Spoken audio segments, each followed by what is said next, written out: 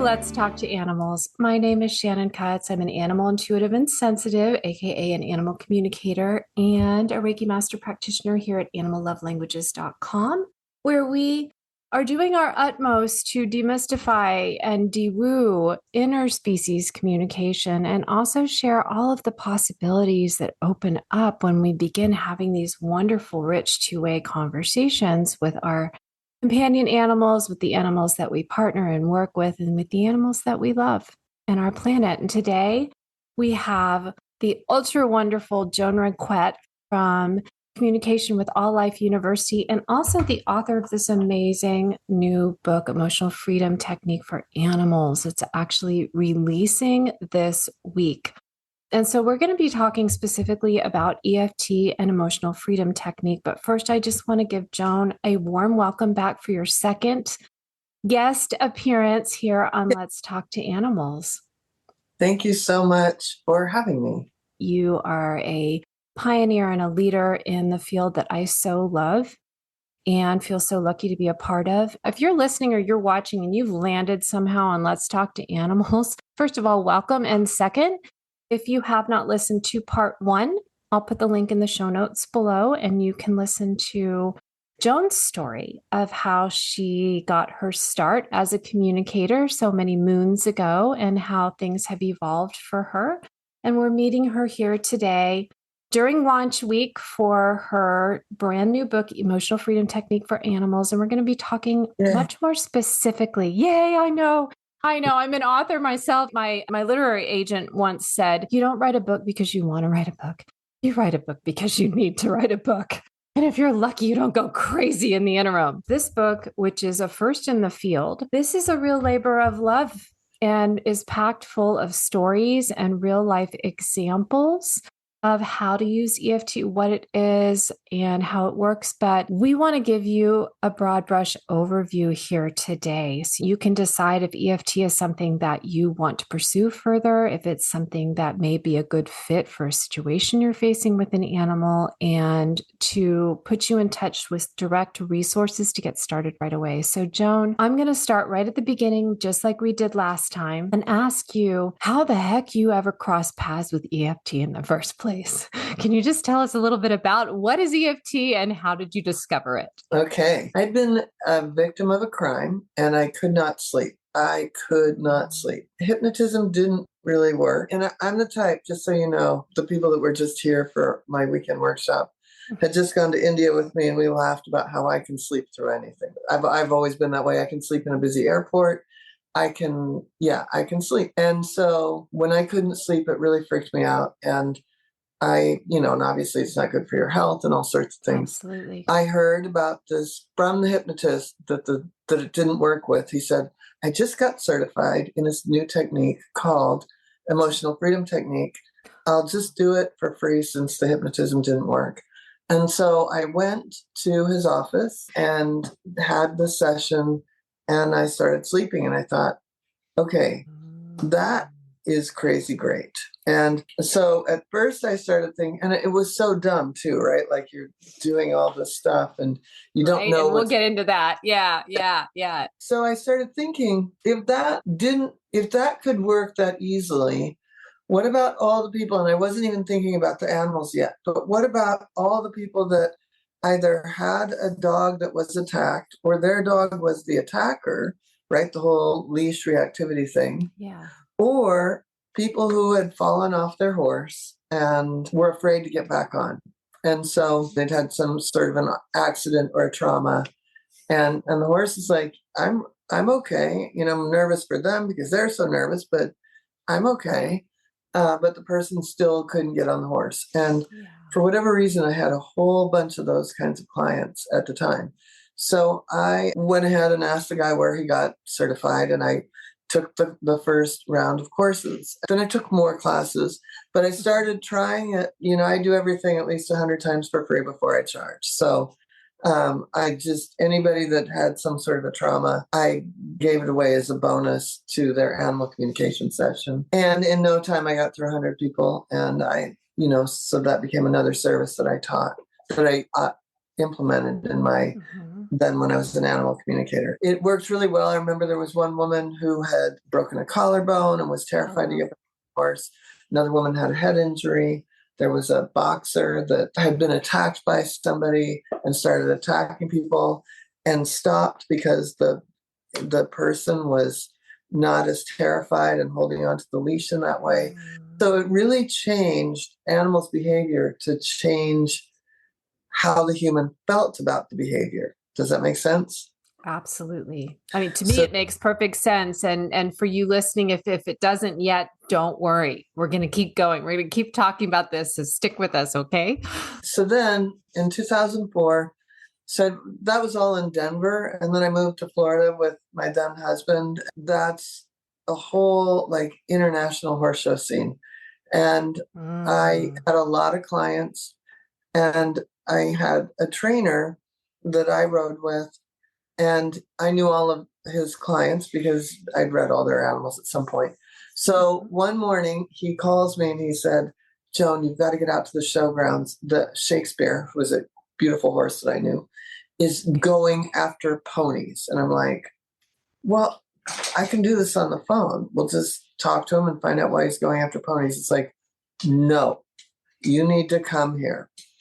And Chris wasn't that kind of guy, right? Like he wasn't dramatic, pretty Capricorn, pretty like straightforward, pretty, we're going to get this done. So I ended up canceling all my clients that day or moving them around and drove out to the horse show.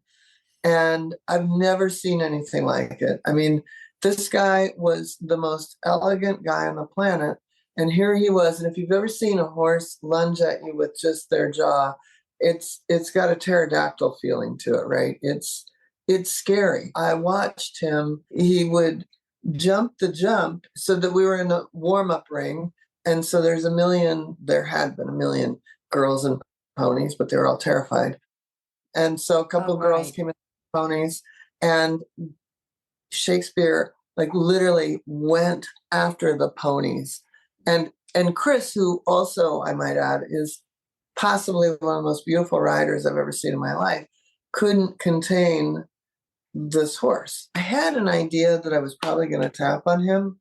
So I said, I can talk to him, but let's do it. Let's find a place away from everybody because we might want to try something weird that we don't want anyone watching. Right. And Chris loved anything I tried. So he was like, okay, let's go over here. So we found an empty barn aisle, and we certainly didn't want any ponies, right? So, so I did the communication with Shakespeare, and what he shared was that it felt like he had been taken away from his mother when he was too young. And also in the communication, he shared that when he was weaned, he was put in a pasture with ponies, and he was small at the time, but the ponies picked on him, and he was just, he felt terrible. So he didn't even feel like he could defend himself. And even as he grew, he didn't know how big he was, right? He was just being attacked by these ponies. So he just really grew to hate ponies, and he really hadn't seen them other than at this horse show. He lived in a very, fancy barn with his person was a jumper. And so they just lived in a barn in the field where there were other giant horses and giant jumps, and life was good. And my past is revisiting me. Here are these ponies. I thought, okay, I'm going to try the EFT, and I'm just going to make up the same points. And I'd done acupressure. I had been trained in the 90s with acupressure. So I kind of knew what points for humans and how they would correlate with the points for the animals. So I just started tapping on him. I hate ponies. I hate ponies. And we just did this whole thing about how these evil little ponies. And then eventually, I can forgive them. I can release this. I'm ready to let this go. And all the while I'm tapping. So I'm telling the terrible story, transitioning into the outcome we want, tapping on feel good, very calming, tapping points. Eventually, you could see him release, and he yawned and he yawned and he yawned, which is a big sign of release. And so then the true test came. We took him back into the warm-up arena, and he was eyeballing like the whites of his eyes. He was looking at the ponies all around, but he wasn't going after them. And so we took that as a huge win. And then about 4 months later, I rode with Chris, so I saw him a few times a week. He's like, "You're not going to believe this. Shakespeare's been moved across the barn aisle from a pony, and he's fine." And then in the end, Shakespeare was retired in a paddock, a pasture next to a pony, and they were seen grooming each other. So that's the story of Shakespeare. So this is a remarkable transformation. And for those of you who are watching or listening and you're like, yes, I want that, but what is this thing? And how do I access it? And how does it work? Of course, you'll want to read the book for the whole story. And I will put the show notes. It's joanranquet.com, and that's RANQUET.com/store. And I will put that in the show notes. But for just a quick broad brush overview, Joan, can you just share what is the weird thing that you did on Shakespeare? And you shared a little bit about the story and the trauma and some points and the word acupressure. And so can you just give us a little newbie 101 overview of what emotional freedom technique might look like if you were with Shakespeare right now and you were going through the scenario? What would you be doing? So EFT tapping is tapping on acupressure points, and each acupressure point, all acupressure points are connected to meridians, and those meridians are connected to organs, and those organ systems are in traditional Chinese medicine, TCM, considered to be connected to emotions. And on top of it all, the specific points that we use for tapping have a calming effect. Each of those points have a calming effect. So, like I said, you can be telling a bad story while tapping on these specific points and have a calming effect going on while you are telling a terrible story. Like, they won't forget the story, but it won't trigger them as much, or hopefully not at all. How is EFT different? Some folks might be listening and going, "Oh, good, I know acupressure. I'll just do that." Is there an extra component in EFT that differentiates it? Well, EFT is the specific points, right? The bladder 1, the triplicator 23, stomach 1. So each of the points are very specifically for calming. So it's a specific system of points that is designed to help the physical system release or detach from or process, I guess is a good word for it, some kind of trauma. Correct. And well said. I love EFT. I've used it on myself for years before I ever discovered it could be used with animals, and I still use it today. Life is always handing us challenges, and whether those are challenges with our animals or challenges with ourselves as a system. And so I absolutely adore it. However, I would say it's still less well known for use with animals. And there's a very interesting point, because when you started, you were talking about your first experience with EFT was really for yourself. So you had firsthand experience. This stuff works. It might look weird as crap. It might, you want to sneak behind the door and do it, but it works. And the thing is that even when we're usually maybe not quite so open to doing something for ourselves, especially if it feels a little woo or a little whoa or a little bit outside of our comfort zone, when our animals are suffering, I have seen that make pet parents very, very brave and open in a way that maybe they wouldn't even be open for themselves. So I'm curious if Chris then, or whoever Shakespeare's person was, also needed some emotional release. Can you do EFT on both the person and their animal at the same time? Again, asking for everyone who's listening, who's like, yes, I think I might want to do this. Well, in that situation, we just did the one round of tapping and miraculously it worked. And Amazing. partly because I think that both Chris and Karen was the owner were so shocked by the behavior, they didn't have time to process it, right?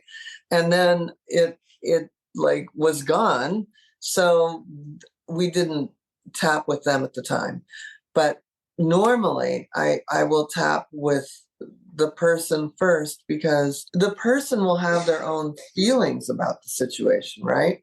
So, for example, with that situation, if I were to tap on the person, I would have asked, well, how do you feel about this? And they might have said, I'm sad for him, but I'm frustrated and I'm annoyed and it scares me because I can't control him. It's out of control, right? Like, so I would have gotten all those words from the feeling, and those words from the human, which are completely different than what Shakespeare's experience is. Mm.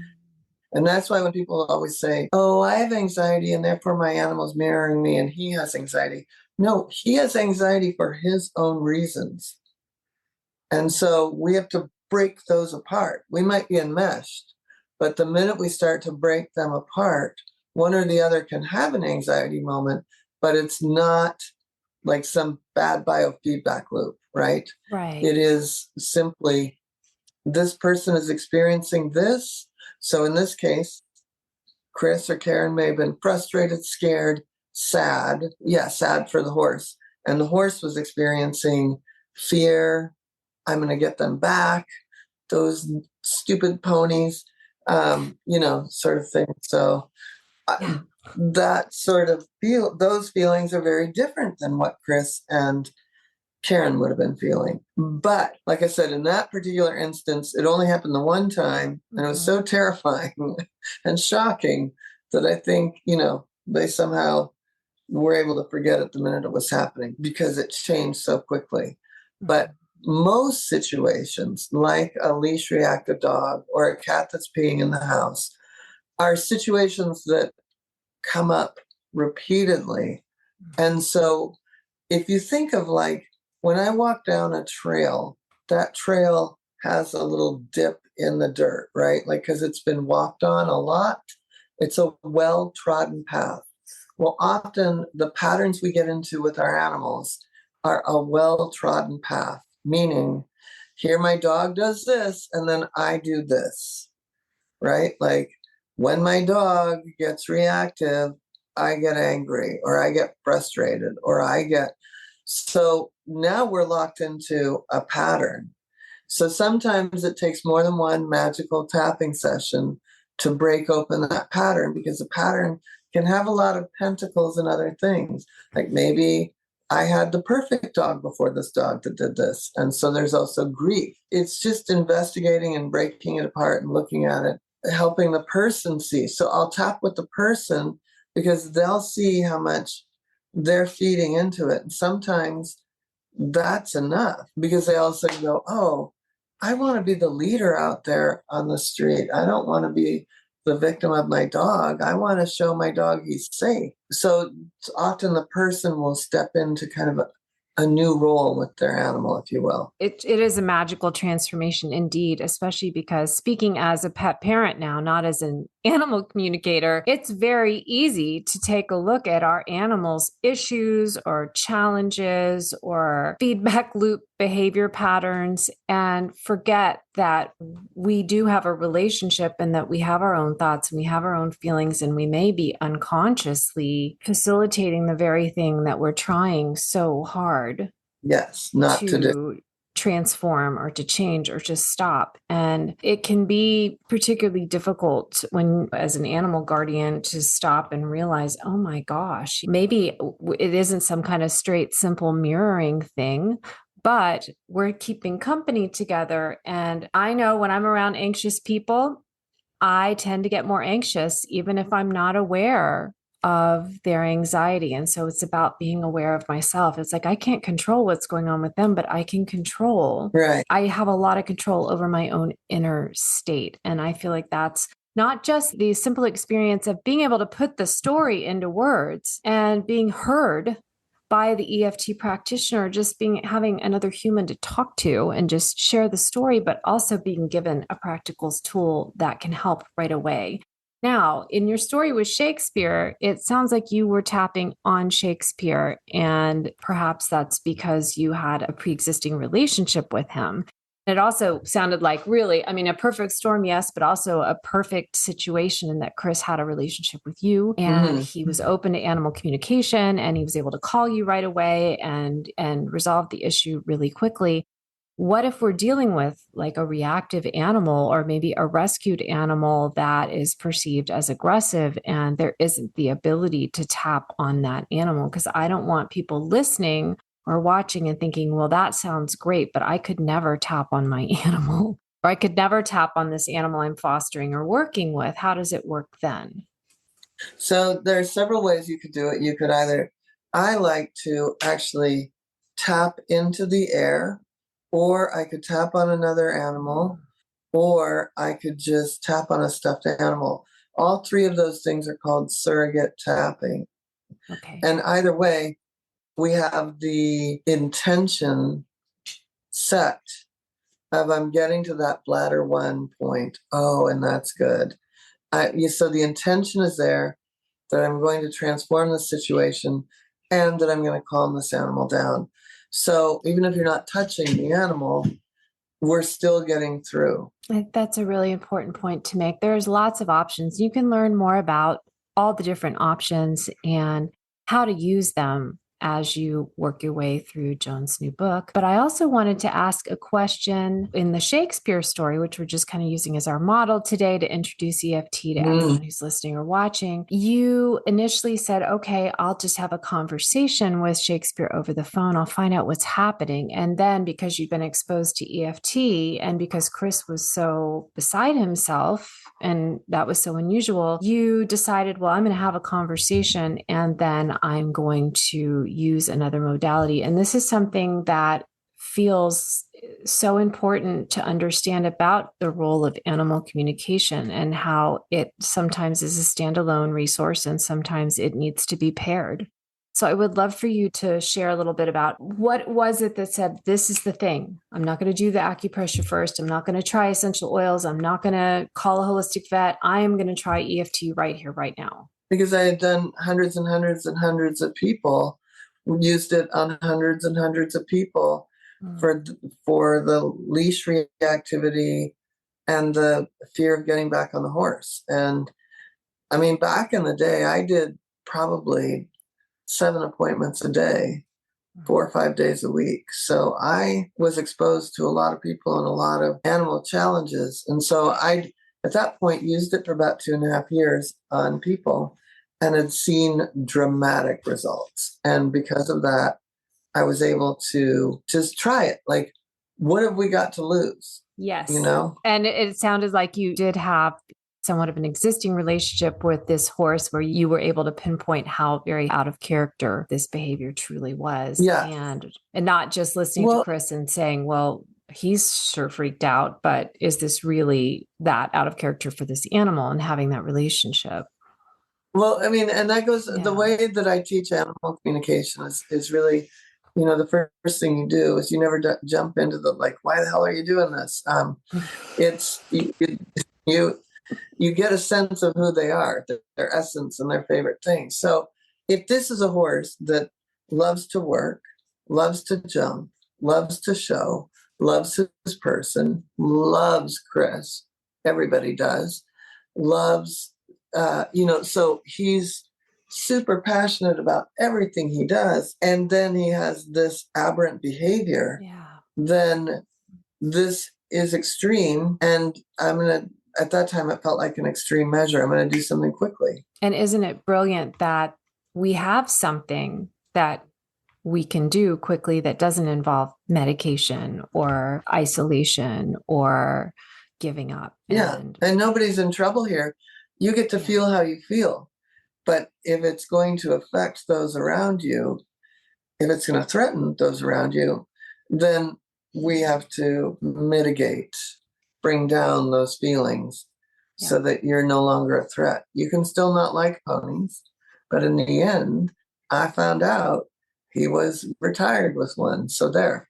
What I love the most, and there's a lot of things to love about this story, but what I love the most is something I've been increasingly encouraging my own students to play with, and definitely trying to stand in these shoes myself as often as possible, is let's just kind of forget about species for a moment and imagine that we all share the same responses, the same essential responses to things like trauma in our lives. This is what brought it up. I love what you just said about nobody's in trouble here. We're just having a moment. We're just having an experience, and we need the same basic things in order to not let these experiences, these moments of trauma, take over our identity and take over our relationships and take over our lives. And for animals, sometimes to end our lives. Because, yeah, and you make a plea in the end of your book that I hope everyone who reads your book will take to heart about. Let's throw out the idea that there are any animals that are unadoptable, that are beyond rehabilitation. And again, just forgetting about, let's forget about species for a moment. There's all kinds of reasons to be interested in species. There's all kinds of reasons to remember species and advocate for different species. But in some cases, we're all more alike than different.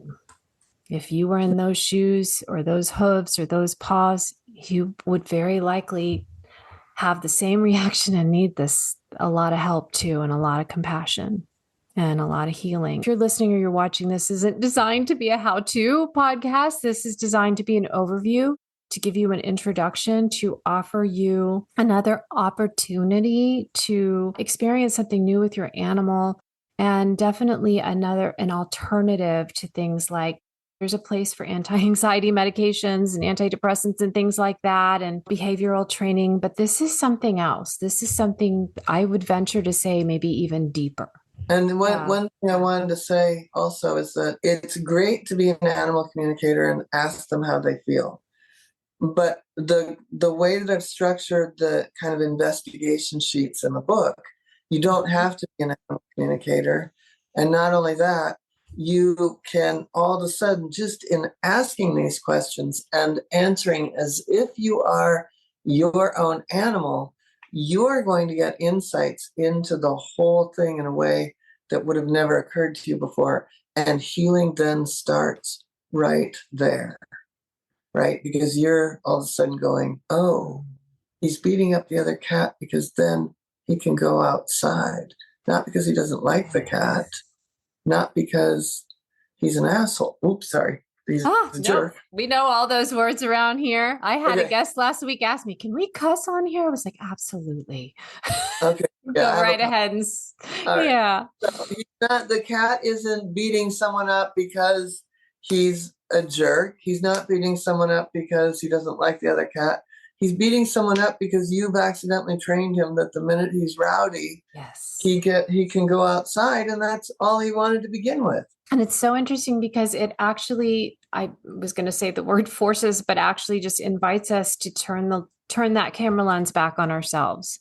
And remember that we are a part of this equation, and to consider how we impact others around us. And it's so easy. We talked on the last show when you were on last time about anthropocentrism and trying to kind of break those lenses, break those glasses, and let's try on a new model of relationship and interdependence. And I can't find the right word, but shared responsibility.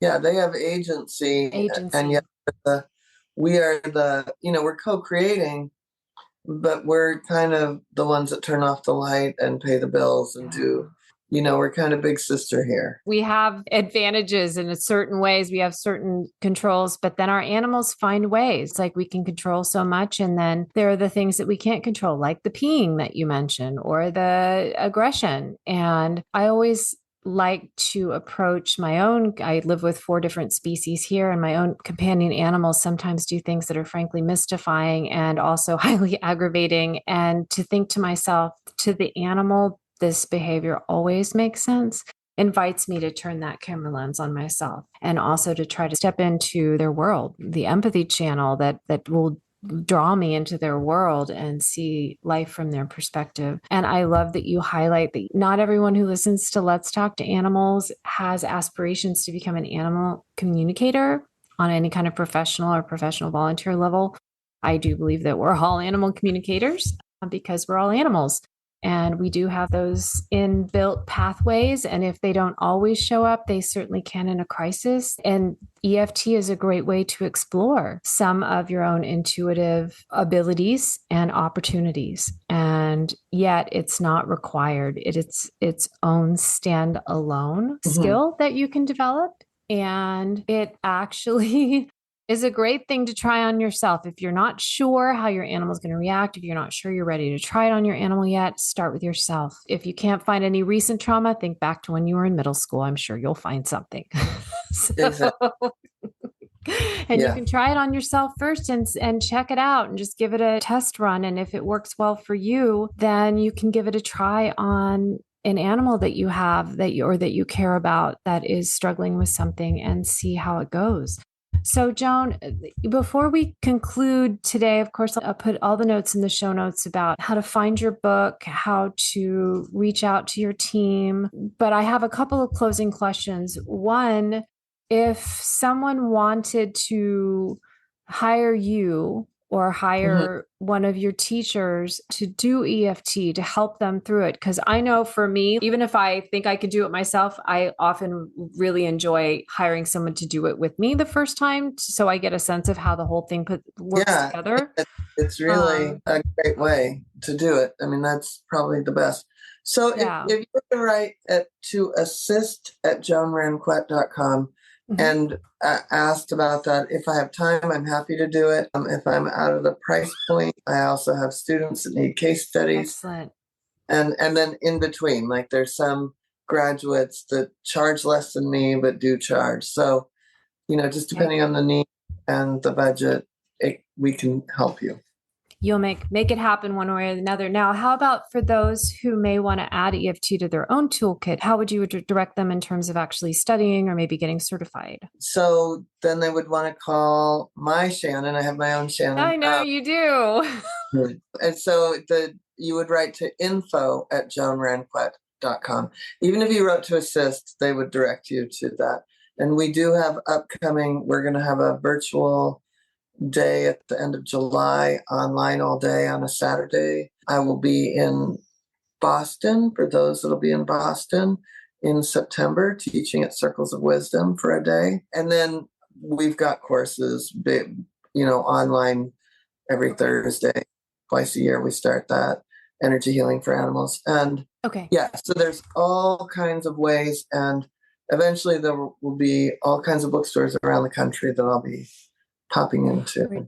It's just happening. But for now, just know that if you can find your way to Amazon or you can find your way to joanranquet.com, click on the store tab, you too can have your own copy of the first book written specifically for using emotional freedom technique with animals. Joan, always a delight. I can say that now because this is our second time chatting. Yes. Let's Talk to Animals together. Thank you so much for having me. Well, thank you so much because this is a needed resource that will help. I'm absolutely confident in saying it is going to help so many animal guardians, pet parents, and the animals that they love and care for. For you, our dear listeners, our dear viewers, thank you for tuning in for your first or your latest episode of Let's Talk to Animals. We have 3 wonderful seasons prior to this where I speak with amazing intuitives and holistic practitioners and guardians all over the world. So you can get a sense of just how widespread this interspecies consciousness evolution is becoming. And isn't it a wonderful, wonderful, exciting time that we live in? If you're just joining us now for season 4, episodes are dropping every 2 weeks. And that's just to give me a little more time to do fun things like read books and do deep dives with our guests and learn and grow with you. Please do bookmark animallovelanguages.com/podcast, or you can find us on YouTube under Shannon Cuts or your favorite streaming service and enjoy all of our episodes. And I look forward to welcoming you back very, very soon. Okay. All of our love. And bye for now. Thank you.